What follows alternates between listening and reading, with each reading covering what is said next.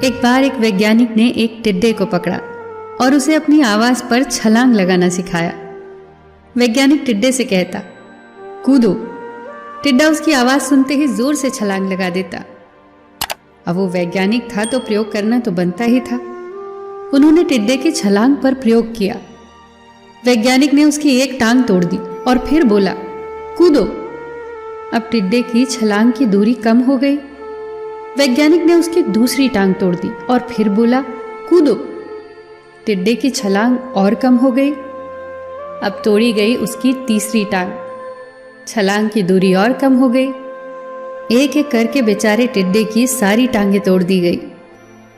अब आखिरी टांग टूटने पर जब उसे कहा गया कूदो, तो वो हिल भी नहीं पाया। अब वैज्ञानिक ने अपना निष्कर्ष अपनी डायरी में लिखा। जानते हो उसने क्या लिखा? जब टिड्डे की एक टांग तोड़ी गई तो वो थोड़ा बहरा हो गया।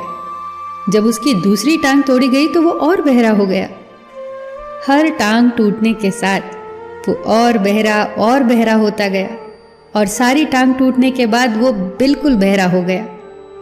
जोर जोर से चिल्लाने का भी उस पर कोई असर नहीं हुआ। वो तो अपनी जगह से हिला तक नहीं। छलांग लगाना तो दूर की बात थी।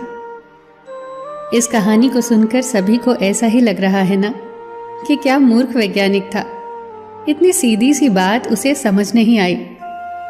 या कुछ लोग ये भी सोच रहे होंगे कि ये तो किसी बच्चे को भी पता है कि टिड्डे की छलांग उसकी टांग टूटने की वजह से कम होती जा रही थी, ना कि वो बहरा हो गया था। पर दोस्तों, हम सभी जीवन में कई बार ऐसे ही मूर्ख बन जाते हैं। कई बार जीवन में दो घटनाएं एक साथ ऐसे घटती हैं कि उनका एक दूसरे से कोई संबंध होता ही नहीं, फिर भी ऐसा लगता है कि गहरा संबंध है। कभी कभी दिखता कुछ और है, हमें समझ कुछ और आता है और वास्तव में होता कुछ और है। इसीलिए अगर पछताना नहीं है तो जीवन में जल्दबाजी में कोई निर्णय न ले। हमेशा समझबूझ का इस्तेमाल करें, सावधानी बरतें, नतीजे सोच विचार कर ही निकालें। दोस्तों, आपको ये छोटी छोटी कहानियाँ और उनकी सीख कैसी लग रही है, हमें कमेंट सेक्शन में ज़रूर बताइएगा।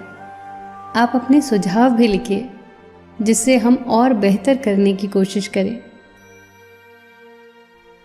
फिर मिलेंगे दोस्तों अगली वीडियो के साथ।